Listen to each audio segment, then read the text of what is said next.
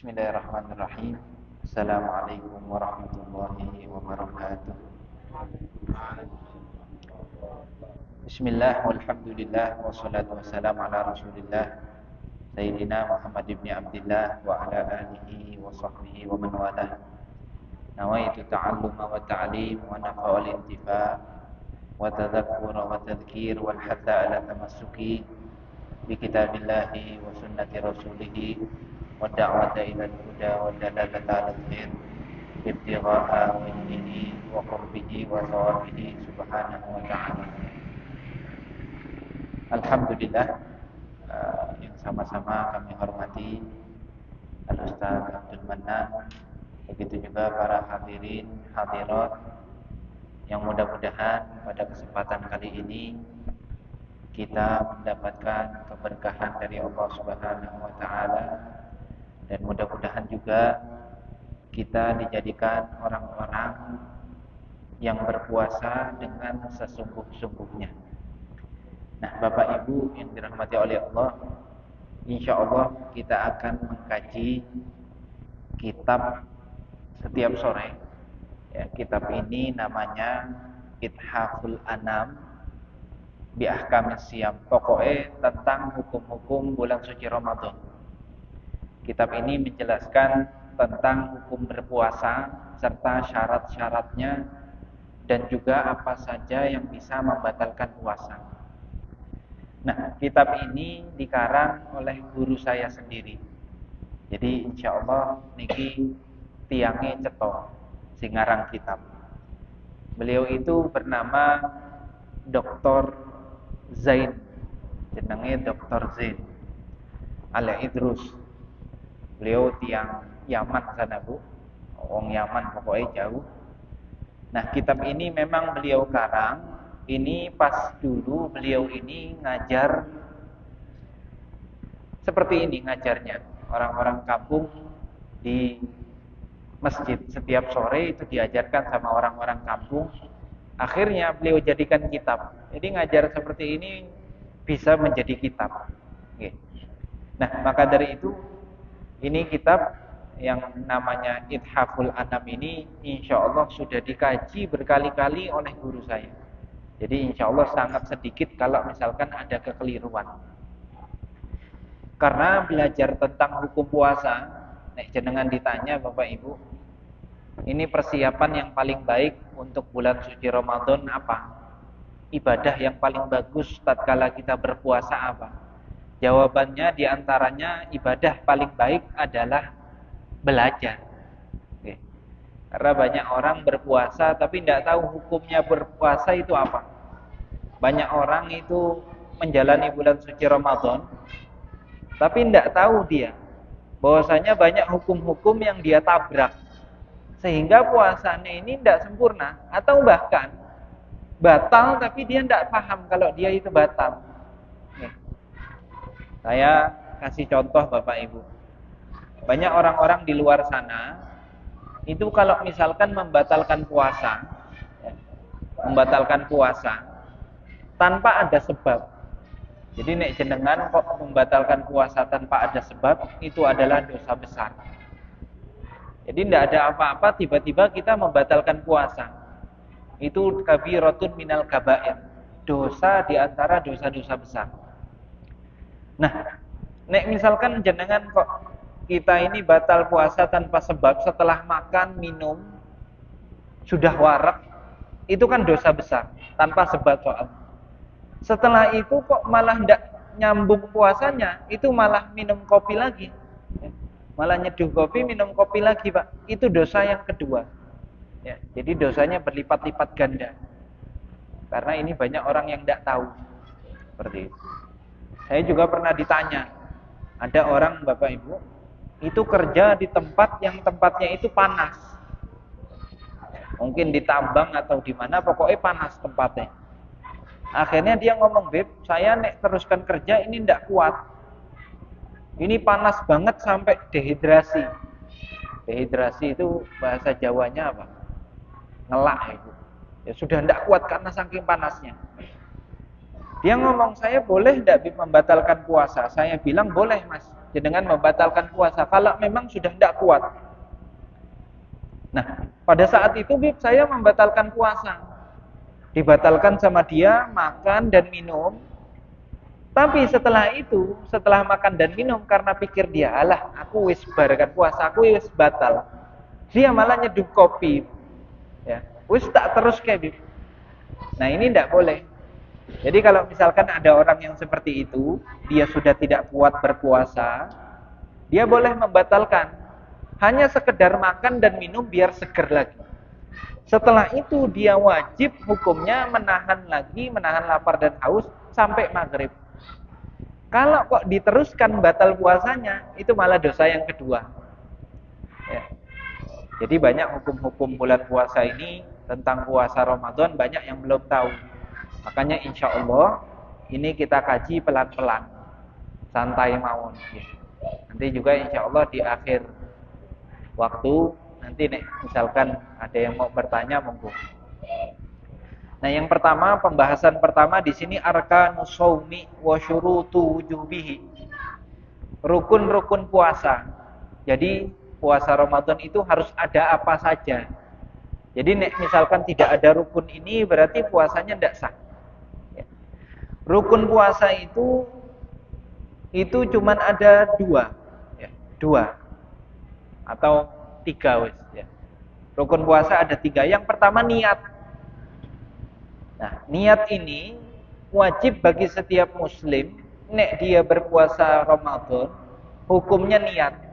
Artinya dia berniat puasa besok. Ya, niat.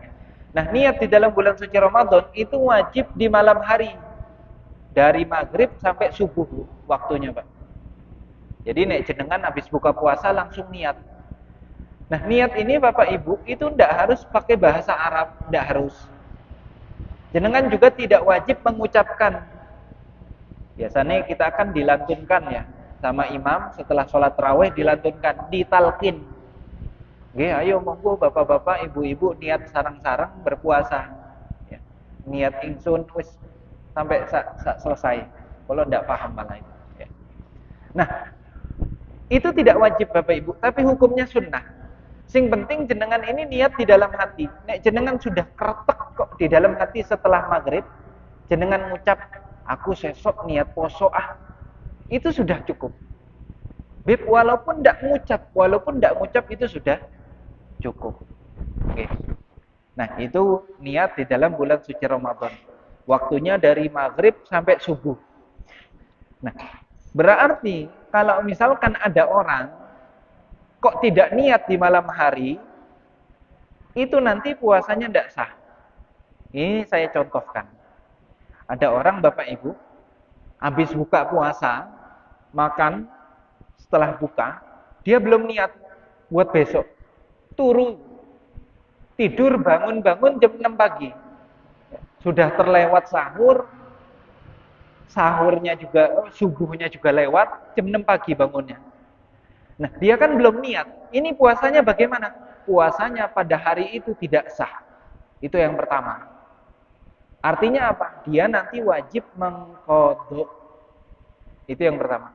Yang kedua, Bib, kalau dia sudah tidak sah puasanya, berarti dia boleh makan minum dong. Tidak boleh juga. Nek dia makan dan minum, dia dosa yang kedua. Ya, seperti itu. Makanya saya pernah ditanya sama orang, Bib, saya tadi malam lupa niat. Saya tanya dulu, jenengan di masjid jenengan, waktu awal bulan suci Ramadan, itu ditalkin boten sama kiai untuk niat 1 bulan penuh. Nah, di sini kan ditalkin sama Ustadz Abdul Manan. Ya, niatnya buat 1 bulan penuh. Takut-takut, nek nanti kita itu kelupa. Ya, terlupa niat buat besok, itu sudah cukup. Nah, orang ini menjawab, tidak Bib, tidak ada. Saya tidak ada ditalkin ngono-ngono. Wes pokoknya langsung poso. Nah, tadi malam itu saya tidak sahur dan tidak niat karena saya itu habis maghrib tidur, bangun-bangun jam 5 subuh. Subuhnya sudah lewat. Artinya sudah masuk subuh. Ya. Nah, ini bagaimana hukumnya? Saya bilang puasa jenengan tidak sah. Tapi Beb, karena saya sudah menganggap alah aku wis tidak niat berarti tidak sah puasaku. Aku bikin kopi, Beb, mangan pagi itu. Sarapan malah. Nah, itu saya bilang dosa jenengan. Hukumnya jenengan tetap tidak boleh makan dan minum. Seperti itu. Jadi sekali lagi, hukumnya niat di dalam bulan puasa hukumnya wajib. Ya, wajib itu niat. Waktunya dari maghrib sampai subuh. Ya, dari waktu setelah selesai sholat maghrib atau adzan maghrib dan sampai mau adzan subuh. Itu waktunya kan panjang, Pak. Dan sekali lagi saya ingatkan, niat tidak harus mengucapkan. Mengucapkan itu hanya untuk mengingatkan hati kita. Ya. Yang penting jenengan bisa kertek, wis sudah cukup gitu. Ya, sudah cukup. Nah, hadirin hadirat yang dirahmati oleh Allah, itu kalau misalkan puasanya wajib. Kalau puasa sunnah, ini mungkin di sini ada bapak-bapak, ibu-ibu biasa puasa sunnah, itu malah niatnya tidak usah niat. Ya. Artinya nek jenengan ini malamnya tidak niat, pagi kok jam 7 belum makan apa-apa, belum nyentuh apa-apa. Mungkin nek di rumah tidak ada apa-apa. Jenengan akhirnya niat jam 7 pagi, alah aku saiki niat puasa sunnah. Itu malah tidak apa-apa. Ya. Kalau puasa sunnah. Kalau puasa wajib tidak boleh. Puasa wajib niatnya harus malam hari. Ya. Nah, itu yang pertama. Yang kedua, daripada rukun puasa, jadi pertama niat, yang kedua al-imsaku an jami'il mufattiratis shaumi min awwalin nahar ila akhirih. Menahan diri daripada hal-hal yang bisa membatalkan puasa. Apa saja nanti dibahas. Hal-hal yang bisa membatalkan puasa itu kita harus tahu, Bapak Ibu. Karena kalau tidak tahu, nanti kita melakukan itu, kita tidak tahu kalau kita batal. Oke. Makanya nanti kita jelaskan. Itu rukun yang kedua. Pertama niat, kedua menahan diri dari sesuatu yang membatalkan. Yang ketiga, ya si puasa itu, orang yang berpuasa. Ya. Harus ada orang yang berpuasa. Nah, itu rukun-rukun di dalam puasa. Sekarang syurutu wujubis shaumi. Syarat wajibnya puasa. Ini Bapak Ibu, kalau misalkan kok ada orang, tidak ada salah satu syarat daripada syarat-syarat yang akan saya sebutkan, dia tidak wajib puasa. Dan puasanya tidak sah. Ya. Jadi orang yang wajib puasa ini harus ada syarat-syarat ini. Ini nek saya hitung 1, 2, 3, 4, 5, 6. Ada 6 syarat. Kalau tidak ada 6 syarat ini, ya, itu tidak sah. Ya, tidak sah. Yang pertama, al-Islam harus muslim. Maka dari itu kalau ada orang kafir kok puasa, tidak sah puasanya. Ya. Maka tidak wajib bagi orang kafir puasa. Yang wajib ini bagi orang muslim. Tapi Bapak Ibu, nanti orang yang non muslim itu tetap dapat dosanya. Jadi dosanya itu berlipat-lipat ganda nanti. Jadi sekali lagi, orang yang wajib puasa itu hanya orang muslim. Ya, orang kafir tidak wajib. Yang kedua, al-aqlu, berakal, bukan orang edan. Ini orang edan itu tidak wajib puasa. Tidak ngerti apa-apa kok. Ya. Kalau orang edan tidak ngerti apa-apa. Kadang makan saja lupa dia. Ya. Makan saja lupa. Nah, bagaimana kalau orang yang mabuk? Ada orang siang hari mabuk. Ya. Mabuknya ini sebenarnya dia misalkan, Beb saya mabuk. Ini contoh ya, misalkan ada orang ngomong gini. Beb saya tadi sahur itu minum minuman keras. Mabuk. Minum banyak, mabuknya tapi siang, Bu. Mungkin terlalu kuat dia nih. Ya. Tapi saya sholat subuh, Beb. Saya puasa, tapi mabuk ini. Nah, mabuknya pas siang. Nah, pas siang kok baru mabuk, itu puasanya batal. Padahal minumnya kapan? Pas sahur. Itu tetap membatalkan. Nah, itu yang kedua. Yang ketiga syaratnya. Yang pertama Islam, yang kedua berakal, yang ketiga al-bulugh, sudah baligh. Nah, ini saya jelaskan Bapak Ibu, sudah baligh ini anak kecil ini beda-beda. Sudah baligh ini kalau anak laki itu tanda-tandanya baligh, dia itu keluar mani. Keluar mani dengan cara mimpi basah nanti. Ini Bapak Ibu, jenengan wajib hukumnya memberitahu anak bahwasanya alamat baligh ini. Yang pertama itu keluar mani dengan mimpi basah, atau dia tidak pernah mimpi basah, Beb, tapi sudah umur 15 tahun. Kapan balighnya ini? Balighnya pas sudah umur 15 tahun dia dihitung sudah baligh. Berarti dia wajib sholat, wajib puasa, wajib lain-lainnya, menutup aurat, semuanya. Ya. Nah, kalau perempuan itu balighnya keluar darah haid. Keluar darah haid itu minimal, ya, minimal sekali, ya, itu umur 9 tahun. Ya. Kalau umur 9 tahun kok sudah keluar darah haid, berarti dia sudah baligh. Kalau ada pertanyaan, Beb, ini ada anakku perempuan, umurnya baru 8 tahun tapi sudah keluar darah. Apakah dia sudah baligh atau belum? Belum. Ya, karena harus umur 9 tahun. Seperti itu. Nah, Bapak Ibu yang dirahmati oleh Allah, ini hukumnya wajib, ya. Jenengan kasih tahu ke anak-anak jenengan. Karena kadang mereka itu tidak tahu sudah balik atau belum. Kalau tidak tahu, mereka tidak tahu kalau wajib puasa atau wajib sholat. Mereka juga tidak tahu kalau sudah dosa atau belum dosa. Ya. Makanya ini hukumnya wajib dikasih tahu. Nah, bagi anak-anak yang belum balik, ini tidak wajib puasa. Tapi orang tuanya wajib melatih. Ya, wajib dilatih. Dari kecil-kecil itu misalkan biasanya anak kecil ini puasa apa? Zuhur dulu ya. Bahasanya puasa beduk. Puasa beduk dulu. Ya, zuhur suruh makan, nanti sambung meneh seperti itu. Anaknya belum wajib. Ya, ini masih belum wajib ini ya. Yang di belakang ini masih cilik-cilik belum wajib. Tapi wajib apa? Dilatih. Ya, dilatih wajib. Nah, itu rukun atau syarat yang ketiga. Jadi Islam, berakal, dan baligh. Yang keempat, itaqatus shaumi, mampu berpuasa. Ya, mampu berpuasa. Kalau orang tidak mampu, contohnya siapa? Orang yang sudah sangat tua. Yang sudah sangat tua. Saya menemukan orang-orang yang sudah sangat tua ini sering, Bapak Ibu. Sudah sangat tua, dia ini tidak mampu puasa. Bahkan makan aja itu banyak tidak mampu. Karena sudah sangat tua. Nah, orang-orang seperti ini tidak wajib puasa. Sudah, ya, orang sudah sangat tua. Atau ada orang yang sakit, sakitnya ini mencegah dia daripada berpuasa. Nah, ini juga tidak wajib puasa dia. Misalkan dokter yang ngomong, Pak, jenengan nek puasa nambah parah loh sakitnya. Nah, ini wajib dia.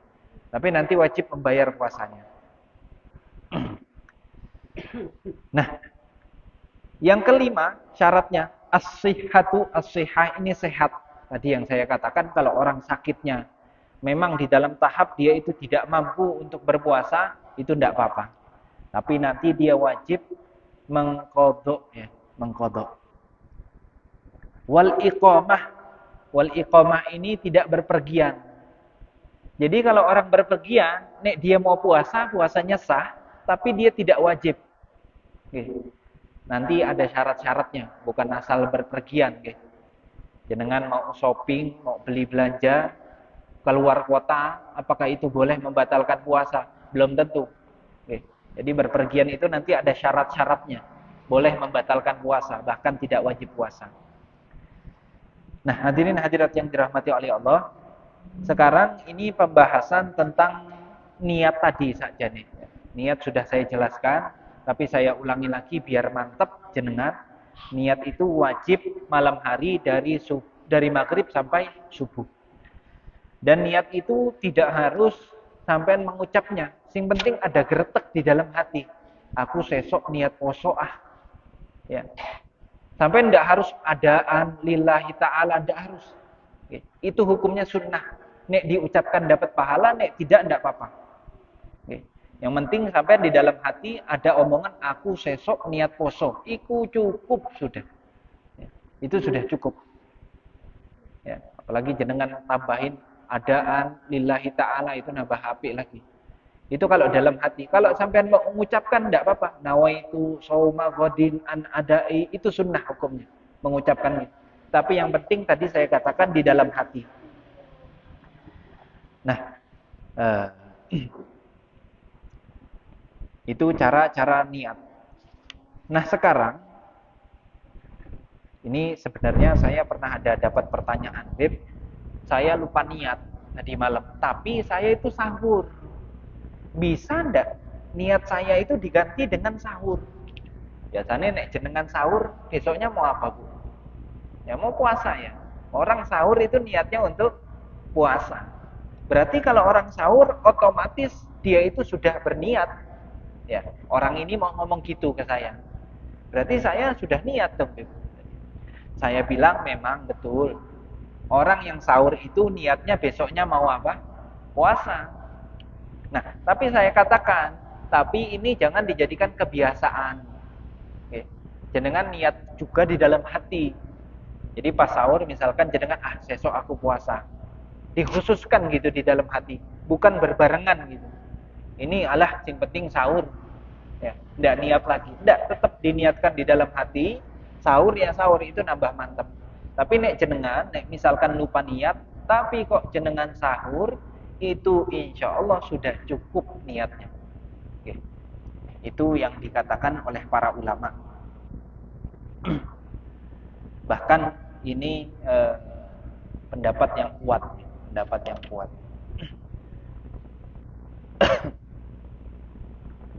Nah, Bapak Ibu yang dirahmati oleh Allah, sekali lagi tadi mengucapkan niat hukumnya sunnah.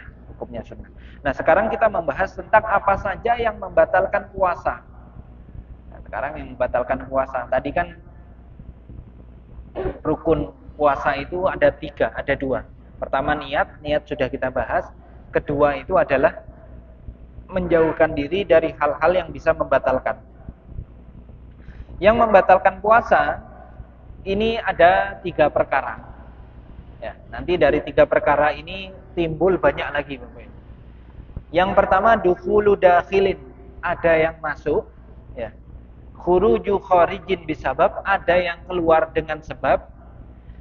Yang ketiga al-jima', berhubungan suami istri.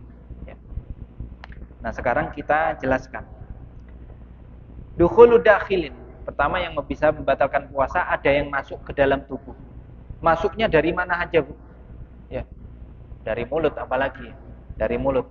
Ya. Nah, yang masuk ini harus sesuatu yang memang ada apa? Ada zatnya.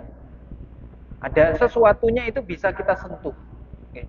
Itu baru bisa membatalkan. Ya.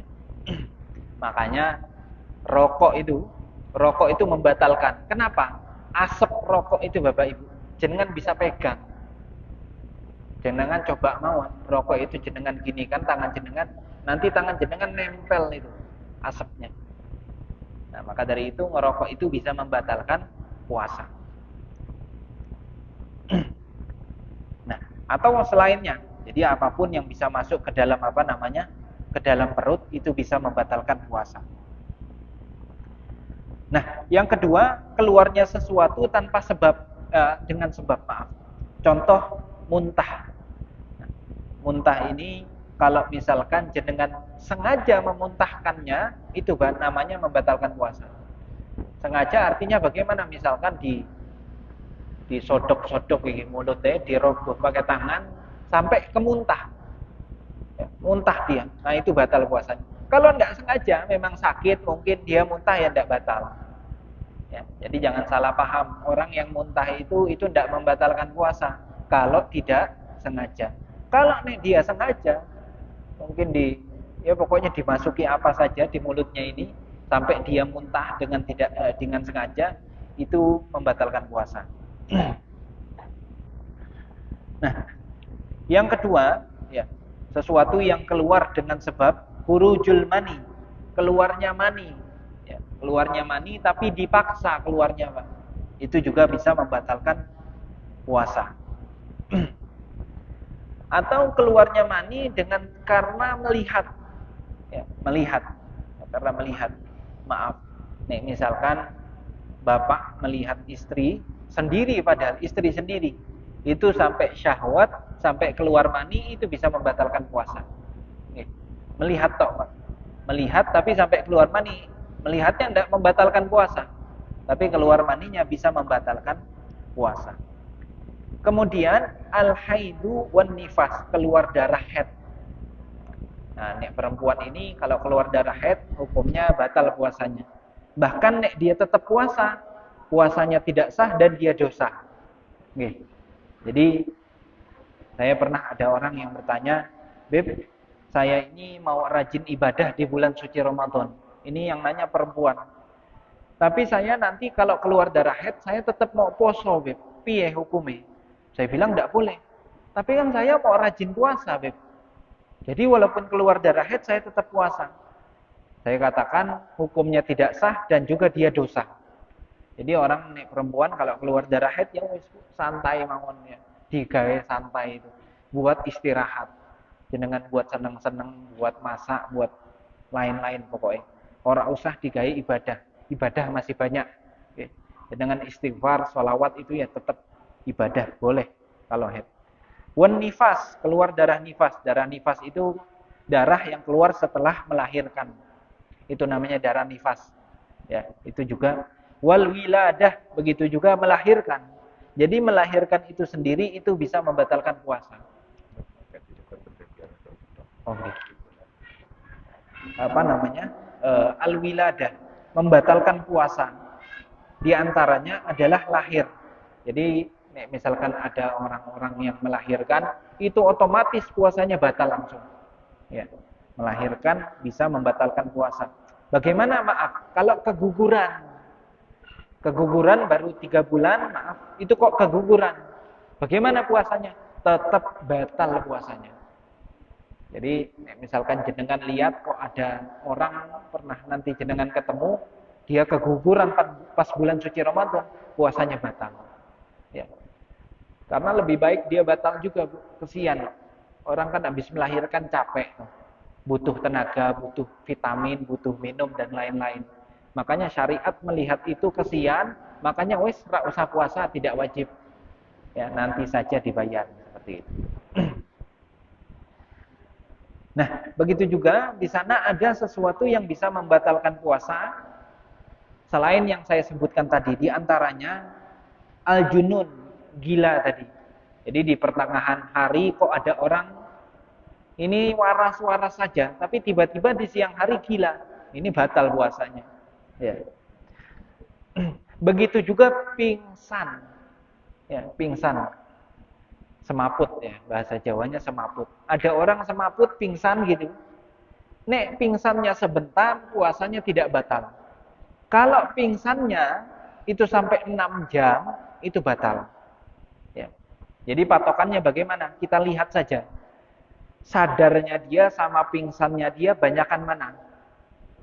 Nek kita hitung Bapak Ibu dari subuh sampai maghrib, itu mungkin 12 jam ya. Dari subuh sampai maghrib mungkin 12 jam. Kalau dia sadarnya hanya 5 jam, sisanya semuanya apa? Pingsan, semaput tadi, berarti puasanya tidak sah. Batal dia puasanya. Ya. Tapi kalau misalnya pingsannya cuma 2 jam, setelah itu dia sadar lagi, ya puasanya tetap sah. Jadi pingsan itu bisa membatalkan puasa. Dan juga yang membatalkan puasa ar-riddah, na'udzubillah min dzalik, murtad, keluar dari Islam. Ya, ada orang kok keluar dari Islam di tengah-tengah bulan suci Ramadan, hukumnya puasanya batal, bahkan Islamnya pun batal itu, ya. Dan dosa dia jelasnya. Dan yang terakhir yang membatalkan puasa al-jima. Al-jima ini berhubungan intim, ya, hubungan suami istri itu bisa membatalkan puasa, bahkan dia wajib membayar kafaroh. Kafaroh itu ada 3 Bapak Ibu. Yang pertama, memerdekakan budak. Zaman saiki wis ra ono budak sudah. Ya. Kalau tidak ada budak berarti dia wajib puasa 2 bulan berturut-turut, tidak boleh batal 1 hari pun. Ya. Kalau batal 1 hari, ulangi lagi. Jadi misalkan ada orang kok kena kafarat, dia wajib puasa 2 bulan berturut-turut, hari terakhir ini malah batal, Pak. Itu wajib ngulang lagi dari awal, 2 bulan. Tidak boleh batal sama sekali. Ya. Itu yang wajib laki, Bu. Nek perempuan tidak wajib. Makanya yang wajib ini laki. Nek perempuan kan ada headnya. Ya. Bib, ini orang sudah tidak mampu sudah. Budak ra ono puasa sudah tidak mampu 2 bulan karena sudah tua. Ya. Dia harus memberikan makan orang-orang fakir miskin ya, sebanyak 60. Ya. 60 mud ya. Atau 60 orang ya, wajib memberikan mud itu 700 gram. Ya. Tidak sampai 1 kilo pokoknya. Ya. Tidak sampai 1 kilo. Nah, Bapak Ibu yang dirahmati oleh Allah, tapi di sana ada orang-orang, dia ini batalnya ini tidak dapat dosa, ya. Batalnya nggak ada masalah, ya. Ini ada 4 perkara ini. Ada orang dia ini wajib qadha, tapi tidak wajib bayar fidyah, ya. Wajib qadha toh. Ini bagi siapa? Mereka yang haid, ya, yang haid dan nifas. Ya, keluar darah nifas dan orang yang sakit. Jadi orang sakit sak parah-parahe, nek dia batal puasanya tetap wajib dibayar qadha nanti. Ya. Terus kemudian wal musafir, orang yang berpergian. Tadi saya ngomong orang yang berpergian itu boleh membatalkan puasa. Tapi nanti ada syarat-syaratnya. Nah, orang yang membatalkan puasa tatkala dia berpergian, dia wajib membayar puasanya nanti, mengqadhanya. Begitu juga wal mughma alaih, orang yang pingsan. Orang yang pingsan juga wajib membayarnya. Nanti setelah selesai bulan suci Ramadan wajib dia. Nah, ada orang di sana dia itu tidak puasa, tapi tidak wajib qadha. Wajibnya hanya bayar fidyah toh. Siapa? Orang tua, orang yang sudah sepuh banget yang saya ngomong tadi, yang sudah tidak mampu puasa.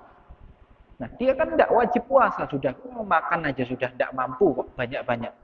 Jadi bagaimana hukumnya? Ya sudah, orang tua ini dia tidak wajib puasa, tapi nanti tidak wajib qadha juga, dan dia diwajibkan bayar fidyah. Misalkan 30 hari Pak Bu, dia tidak puasa. Nanti wajib mengeluarkan 1 harinya 1 mud. Atau berapa? 700 gram tadi. 700 gram. Tidak sampai 1 kilo pokoknya. Atau juga yang seperti ini, orang yang sakit, mudah-mudahan kita sehat afiat semua. Orang yang sakit yang sudah tidak mungkin sembuh, naudzubillah min dzalik. Yang sakit tidak mungkin sembuh, ini dia tidak wajib mengqadha puasanya. Dia hanya wajib membayar fidyah. Nah, yang ketiga, ada orang dia sudah wajib qadha puasa, begitu juga dia wajib bayar fidyah. Ini siapa? Ini bagi ibu-ibu yang hamil, yang sedang hamil, atau yang sedang menyusui. Nah, itu membatalkan puasa, sebabnya itu hanya takut karena anaknya kenapa-napa. Jadi contohnya gini, ada ibu-ibu sedang hamil. Dia batal puasanya, kita tanya, Bu, kenapa batal? Iya, Beb, saya batal bukan karena takut saya sakit, bukan. Saya wis biasa mawon. Saya seger. Saya takut anak saya ini. Ya, yang ada di kandungan saya, kata dokter, ini nek saya tidak batal puasanya, nanti janinnya bahaya malah sakit. Nah, ibu-ibu yang seperti ini, perempuan yang seperti ini, dia kan batal puasanya, nanti wajib membayar qadha puasa dan juga wajib membayar fidyah. Jadi 2. Begitu juga siapa? Ibu-ibu yang menyusui. Kalau kita tanya, kenapa Bu kok batal? Iya Bib, saya menyusui. Loh kenapa terus kok menyusui batal? Ya karena saya takut Bib. Nek saya tidak batal puasa, nanti air susu saya ini kurang. Nanti anak saya sakit. Saya sih nek puasa enggak ada masalah, saya seger. Ya. Maka dari itu, hukumnya ibu-ibu seperti ini atau perempuan seperti ini, dia wajib membayar puasa plus fidyah 2. Malah Bapak Ibu, ini khususnya ibu-ibu. Nek ada perempuan, itu kalau lagi hamil, itu kok batal, kita tanya, kenapa Bu batal? Apa karena anak jenengan boten no? Loh terus karena kenapa? Anak saya insya Allah di dalam kandungan sehat kalau saya puasa. Tapi saya takut saya yang sakit. Nah, mana ibu-ibu yang seperti ini, itu dia hanya wajib membayar qadha tok bukan fidyah. Ya, jadi saya ulangi, yang wajib membayar qadha dan fidyah itu hanya 2 orang. Ibu-ibu yang hamil atau yang sedang menyusui. Kalau kita tanya batalnya kenapa? Takut anaknya kenapa-napa. Itu dia wajib. Ya. Kalau takut dua-duanya piye? Beb, ini kalau saya puasa, sing bahaya bukan anakku tok, aku juga bahaya, aku juga sakit. Nah, kalau seperti ini malah dia wajib bayar qadha saja, tidak wajib bayar fidyah. Ya. Jadi saya ulangi, orang yang wajib bayar fidyah itu kalau takut anaknya kenapa-napa. Kalau diri dia tidak takut kenapa-napa. Ya. Itu wajib bayar qadha dan fidyah. Nah, ada orang yang wajib bayar qadha dan fidyah juga. Ini banyak sekali ini orang-orang yang macam seperti ini banyak. Ya. Tadi yang hamil dan menyusui juga banyak, tapi ini lebih banyak. Orang yang mengakhiri qadha puasa sampai datang puasa selanjutnya. Kayak saya kasih contoh Bapak Ibu. Ada orang tahun 2024 meninggalkan puasa selama 10 hari, Pak. Sampai datang Ramadan iki, dia belum bayar puasa 10 hari itu. Belum diqadha. Nah, 10 hari ini kan tetap wajib dibayar nantinya. Selesai Ramadan ini, dia wajib bayar 10 hari itu. Di samping dia wajib membayar 10 hari ini, dia juga wajib membayar fidyah. Ya. Nek 10 hari, 700 gram, sampai kalikan mawon. Ya, 700. Nah, misalkan Bapak Ibu, dia ini tahun 2025 belum bayar fidyah dan juga belum diqadha 10 harinya itu. Sampai tahun 2026 nanti, Ramadan tahun depan, Allahumma amin. Sampai tahun depan belum dibayar 10 hari ini. Fidyahnya dikalikan 2. Dikalikan 2. Kalau misalkan ya, tadi kan 1 mud 700 gram, misalkan nih ya. Kita umpamakan 1 liter atau 1 kilo beras wis. Berarti 10 dikali 2 berarti 20 kilo dia wajib bayar. 20 kilo. Nah, ini banyak ini. Ya. Misalkan ini banyaknya maaf. Kadang perempuan, ya kadang perempuan. Karena perempuan itu pasti di bulan suci Ramadan itu tidak bisa full. Karena ada haid. Kecuali yang sudah agak sepuh atau sedang hamil tidak keluar darah haid, itu malah dia nanti apa? Dia bisa komplit puasanya, pol. Ya. Nah, ada orang yang tidak wajib qadha. Ini paling enak ini. Ini paling enak. Tidak wajib qadha, tidak wajib bayar fidyah. Ini paling enak orang ini. Tidak wajib qadha, tidak wajib bayar fidyah. Siapa? Orang edan. Ya, orang gila, Bu. Tidak wajib qadha, tidak wajib bayar fidyah. Nek mau tidak qadha, tidak mau bayar fidyah, monggo jadi wong edan. Nauzubillah min dzalik, mudah-mudahan kita sehat afiat semua. Yeah. Nah, Bapak Ibu yang dirahmati oleh Allah, kemudian ini pembahasan setelahnya ini sebenarnya pertanyaan, siapa sih orang yang sakit yang boleh membatalkan puasa? Sakitnya ini harus piye? Apaan nek mumet siti, wah aku batal lagi. Ya. Lagi pusing misalkan tidak punya uang, wah aku mumet beb, berarti boleh batal puasa enggak? Ya. Ini dijelaskan. Yang boleh membatalkan puasa orang sakit itu kalau sudah takut. Ya. Kalau dia tidak batal, sakitnya nambah parah. Dia baru boleh ini, Pak. Ya. Ya, baru boleh seperti ini. Kalau cuma mumet-mumet siti, ya, sakit gigi siti, itu tidak ada masalah sudah. Ya. tidak ada masalah. Nah, ini saya cukupkan sampai sini. Monggo kalau ada yang mau bertanya, insya Allah pertemuan selanjutnya kita bahas tentang orang yang berpergian dan dia boleh membatalkan puasa.